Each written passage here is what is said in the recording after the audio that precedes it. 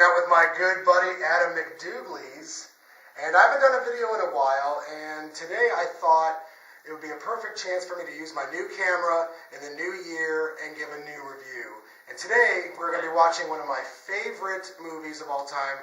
Actually, it's one of my favorite John Carpenter movies, Assault on Precinct 13. And this is just like one of the best exploitation action films ever made, in my opinion. I love this movie. I haven't seen it for a while, and I'm sure my good buddy Adam McDoogleez here has an opinion on the movie. So what do you feel about it, man? Yeah, oh man, it's great, man. It's one of the movies that really established John Carpenter as, you know, one of the best directors of like the late 70s, early 80s, and all that. I mean, it's just a great, like, you know, urban, high stakes, you know, late 70s action movie. You know, it's perfect. Yeah, I would have to, I have to concur. It's one of my personal favorites too. So we're going to refresh our memory with this movie. It's been a while. I always enjoy it, so I know I'm going to have a good time. Great shootout picture too, by the way. Oh yeah, if you love guns and violence and bodies hitting the floor and whatnot, this is one of those movies for that. And we're going to cut away to the trailer, so while you guys watch that, we're going to catch the flick, and when we come back, you will have our unfiltered review of Assault on Precinct 13. All right. Freeze! This is the police. Drop your weapons and place your hands above your heads. On Saturday, 6 members of the gang known as Street Thunder were ambushed by the police. On Sunday, the warlords of Street Thunder swore a blood oath to avenge their dead. For the gang called Street Thunder, it is a day of vengeance. It's war in the streets. Oh, Jesus, come on. Come on, I'll give you my money. Just don't hurt me. Please. Please.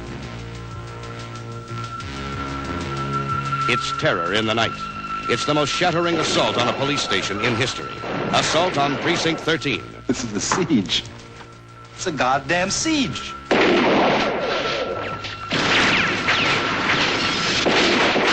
You're going to stay here and hold until somebody comes, okay?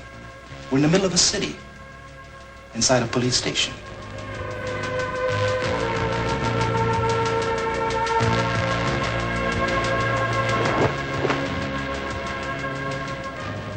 What does that mean?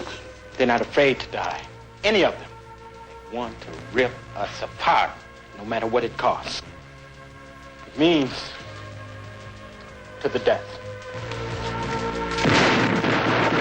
Precinct 13, cut off, isolated in the middle of a city, as a human wave of street killers turns the night into a nightmare.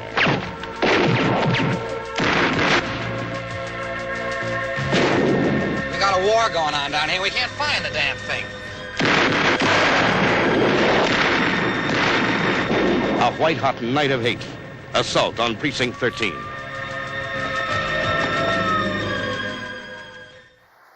Okay, so we just got done watching Assault on Precinct 13. And Adam, what's your impression of this movie? Well, first of all, Happy New Year, everybody. I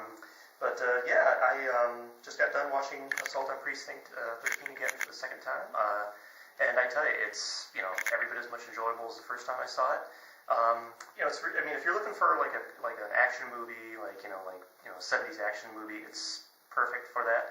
I think it's got like elements of like the Western in there, and basically the premise is about like these police officers who get trapped in this station by this huge street gang. There's like massive numbers of them, and there's some convicts there with them too who are on their way to death row, and basically they have to sort of work together for mutual survival.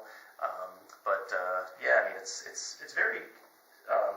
This film builds tension effectively. I mean, it has a very ominous feel to it, especially with the scenes when you're kind of like looking out and seeing how many of these gang members there are that they're fighting against. It definitely makes you feel trapped, claustrophobic, closed in. I mean, it's kind of similar to Night of the Living Dead too in that way. So, it's one of the films that put John Carpenter on the map, and it's granted it's very 70s, so just be aware that if you're watching it, it's kind of like a time capsule, but it's very effective for that reason. reason. It was later remade in the 2000s, but the remake is not that great, so don't waste your time with it. So yeah, I mean, it's just a very straight up enjoyable film.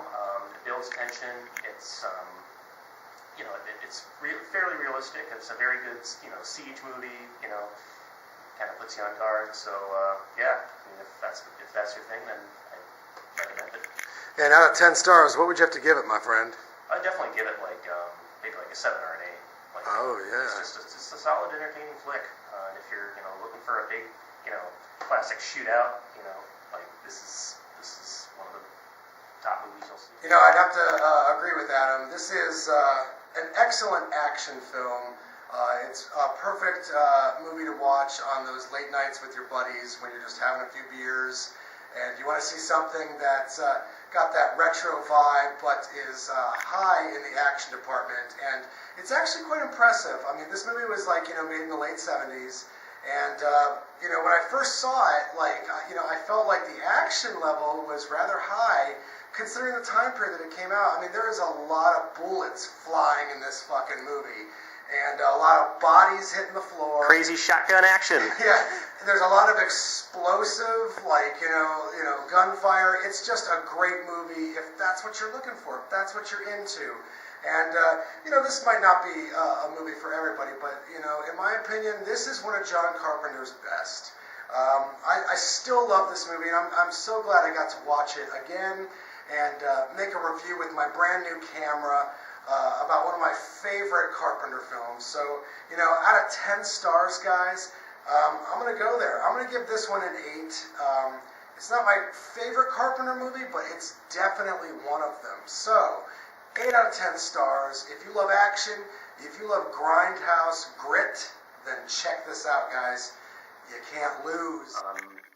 And one other thing too. This is one of John Carpenter's lesser known films. I mean, typically when people talk about him and his work, this film doesn't get mentioned as much. It's one of his first ones, one of his earlier ones.